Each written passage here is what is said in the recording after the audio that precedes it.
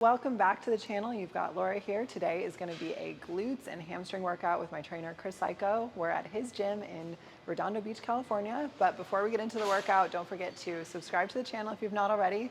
Like the video, share with a friend so the channel can grow. It's going to be a little interesting today. I am kind of sore, so we'll see how I do. So let's get right into the workout.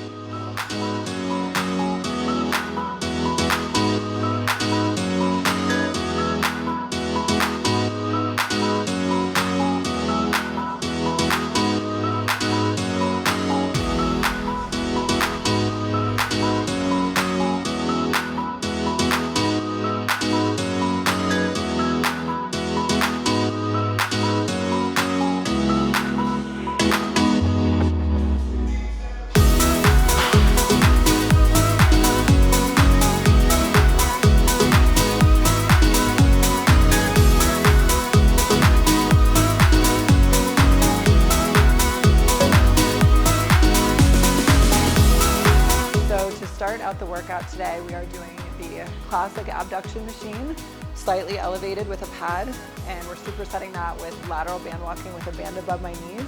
I really love starting my glute workouts this way. I always feel like whenever I start with an abduction movement or the abduction machine, I really get my glutes very, very activated, very warm, lots of good blood flow and pump.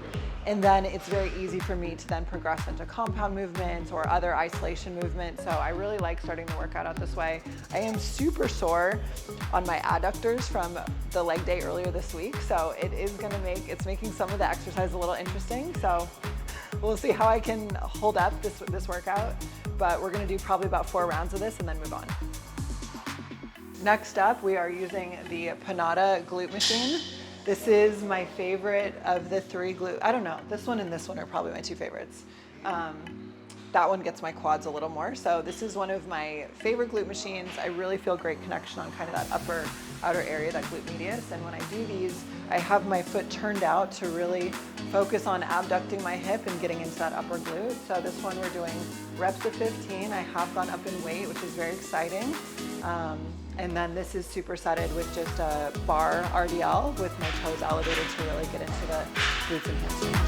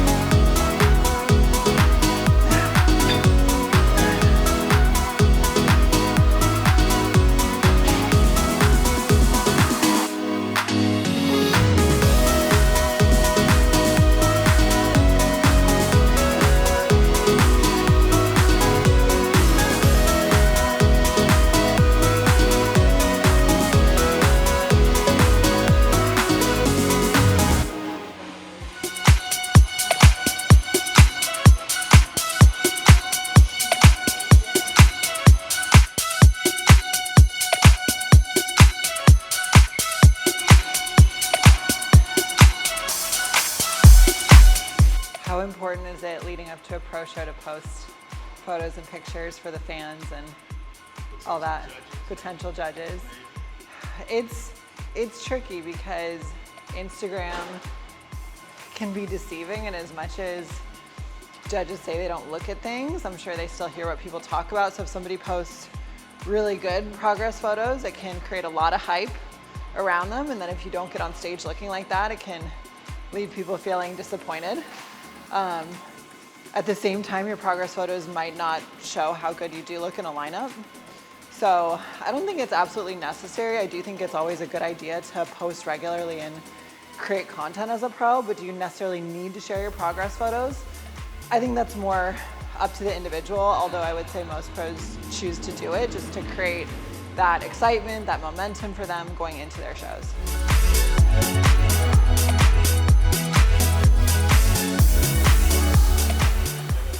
are doing just a classic hip thrust on the Smith machine.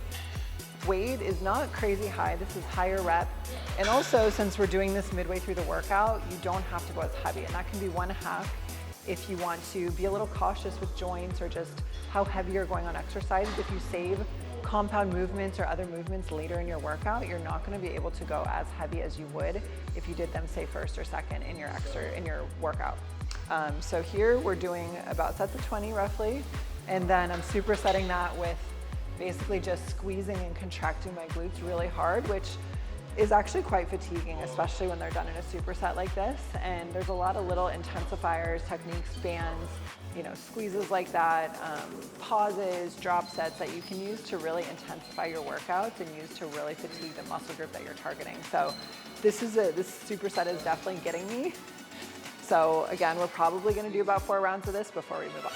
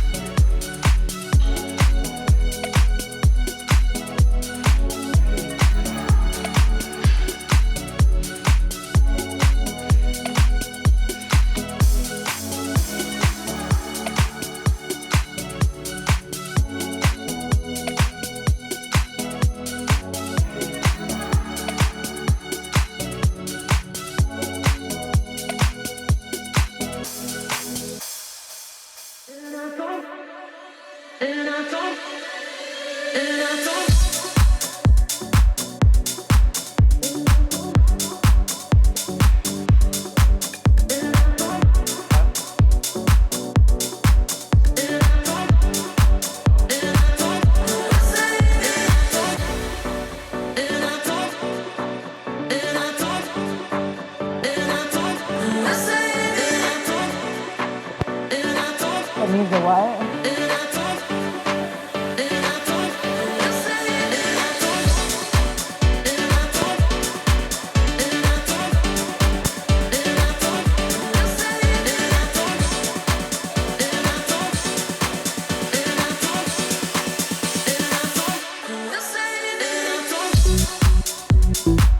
The last exercise that we're finishing up with today is a classic hamstring curl. We were over on the lying machine a moment ago, but for just general connection and my strength, this machine is a little easier for me to just like lock in. And also too, this machine I kind of prefer it because of the position of the pads and how your legs are held. So we are doing about sets of 15 to 20. Chris is assisting me on the last 2 reps to really get to that point where I'm definitely at failure or past failure, and I'm getting a few forced reps. So forced reps are what you would call reps that you can't get on your own. So usually you have to have a spotter or a trainer or a partner help you with those. So I know my hamstrings will be feeling it. And we're gonna do probably about 4 to 5 sets total of hamstring curls.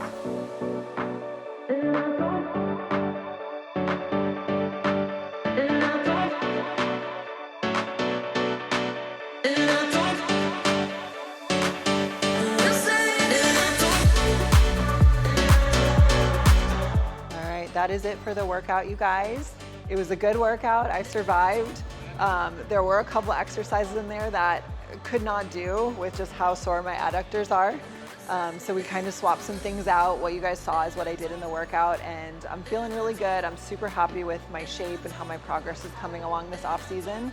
So before we wrap up, as always, don't forget to subscribe to the channel if you have not already. Like the video, share with a friend so the channel can grow. If you guys have questions, reach out to me, drop me a comment, DM me on Instagram, and I really enjoy making these videos, so I hope it's valuable. And also, if you're looking for a coach or opposing coach, you can also click the links below in the description box to hit me up. So thanks again for watching, and I'll catch you guys in the next video.